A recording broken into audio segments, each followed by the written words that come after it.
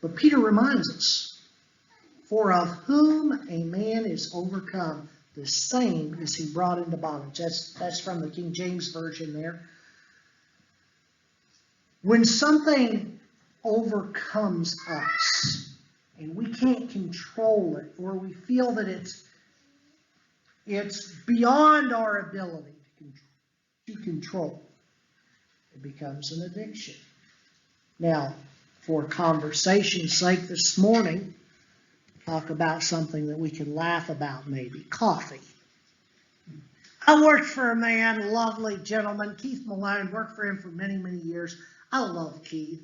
And I also love to pick on him from time to time about his coffee addiction. And this is real, it's a reality. It's caffeine. Caffeine is an addictive substance. Now, I drink tea, I don't drink coffee.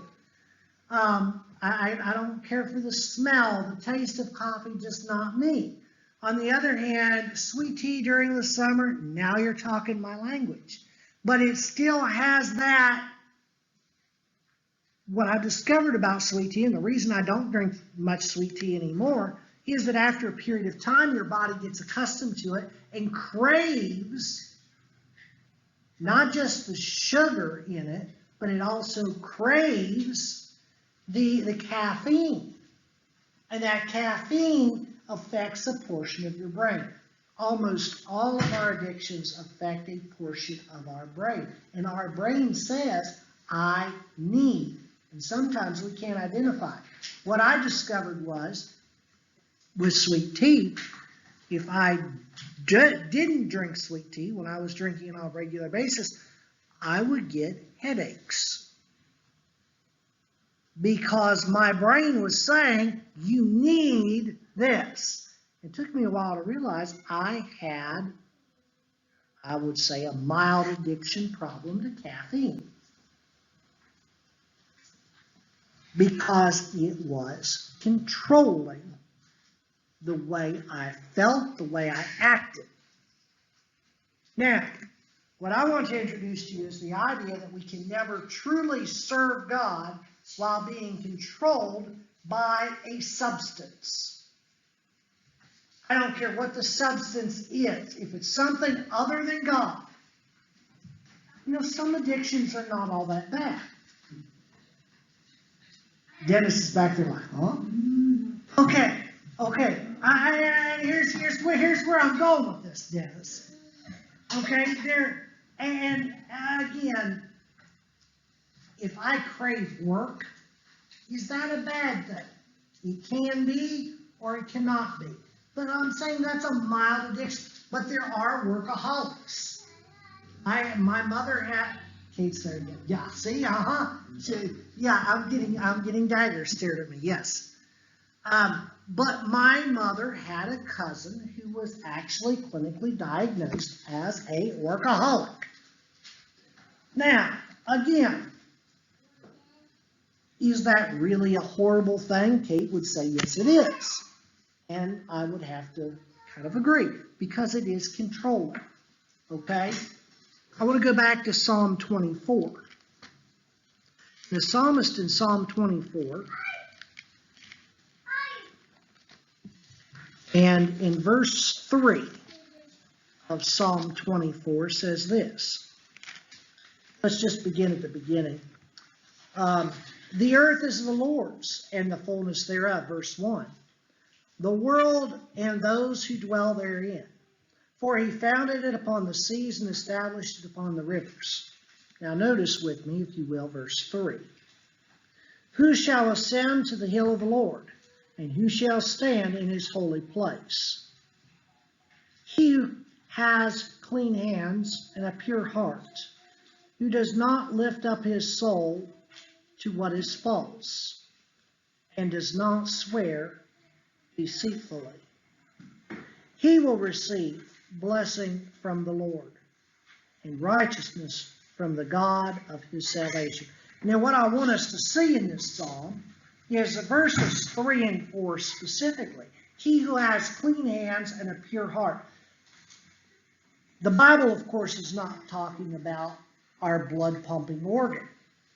The Bible is talking about a mental clearness. A clean heart means to be clean within, a clean conscience, a pure mind. He who has clean hands and a pure mind would be another way of saying the same thing. Who does not lift up his soul to what is false. I want you to think about that as it might relate to drugs, alcohol. Being addicted to something is something to a substance other than God,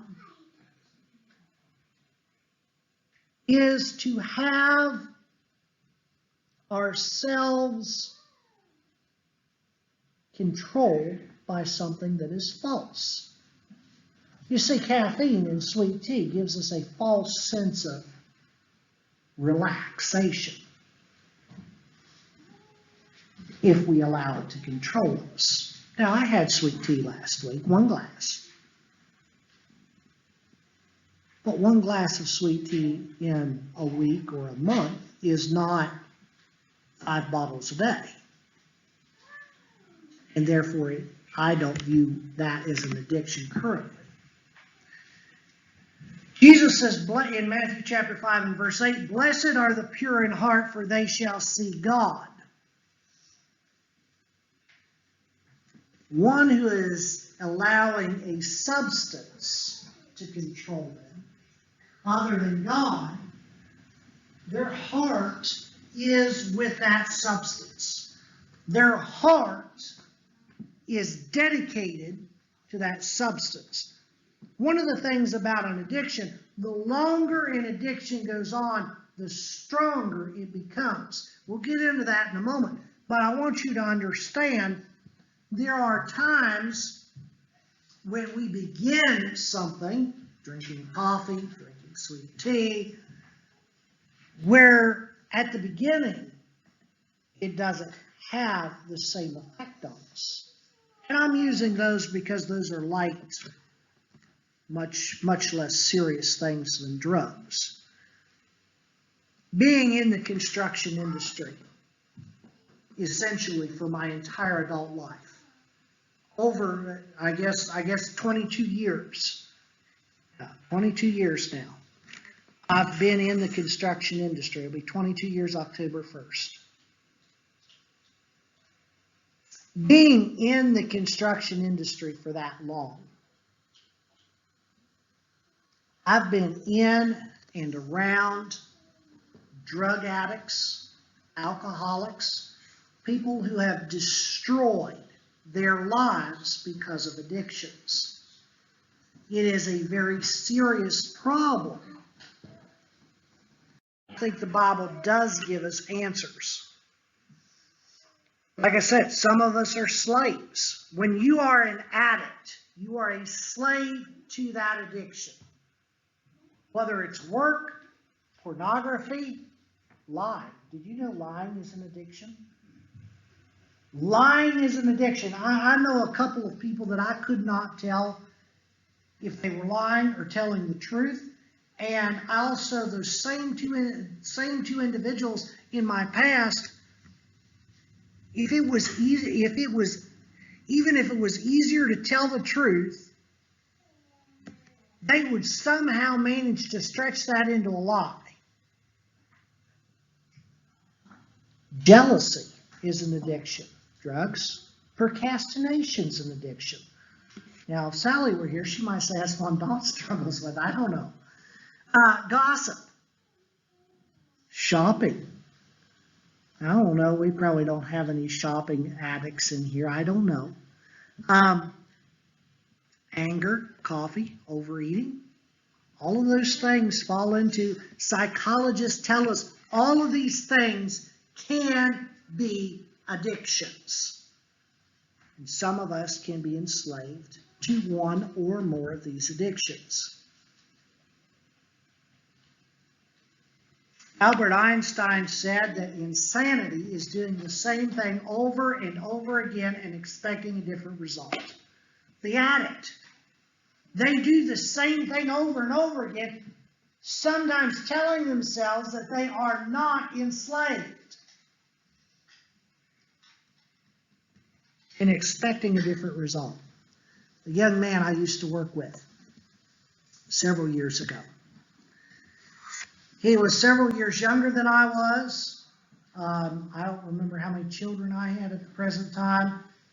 He had 5.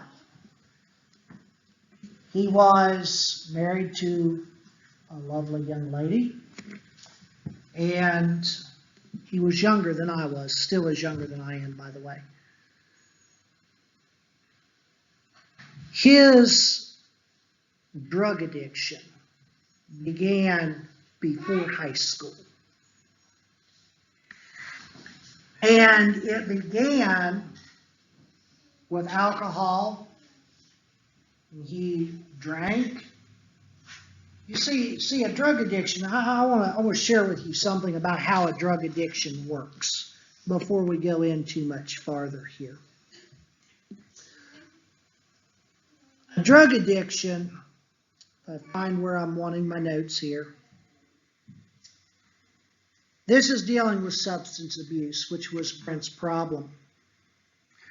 Because substance of an abuse act directly on the reward center of the brain to deliver their high. Addicts rely on this. When you're addicted to something, it affects your brain. Your brain releases what's called dopamines, which allow you to feel that high, that satisfaction. And when those dopamines are released,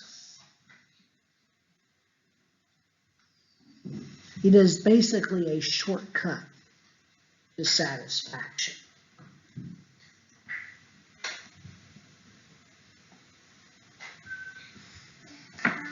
Drugs. First it was alcohol, was Brent's shortcut to satisfaction.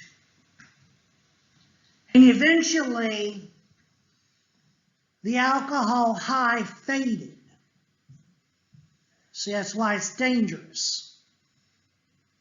When that high fades and you're no longer getting the same intensity of satisfaction from the dopamines released in your brain, then he tried marijuana.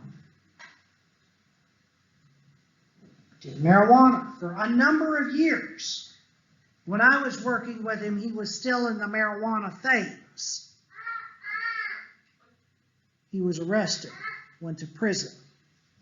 Not only for growing marijuana, but for distributing marijuana. One day I went home with him for lunch.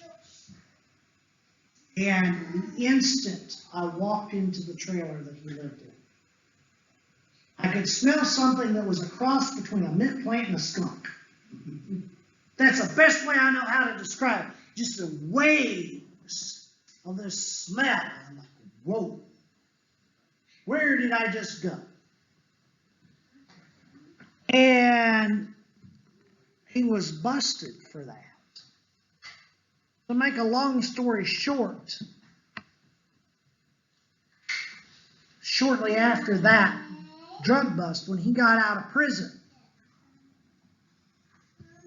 then it was meth. And after an explosion of his meth lab, his wife decided it was no longer safe to have 5 small children in the house. And she made the conscious decision to walk away. Then it was heroin. And the list goes on. I don't know what he's into now, but I do know that he's still into stuff. Substance addictions. The thing, though, with Brent is the same thing with many, many addicts. When we're addicted to something, we're in denial. The first thing that we have to do is to recognize and come to the reality that that is controlling our lives. Then we can work towards the recovery. Now, it's my belief that the only lasting recovery comes through the Word of God.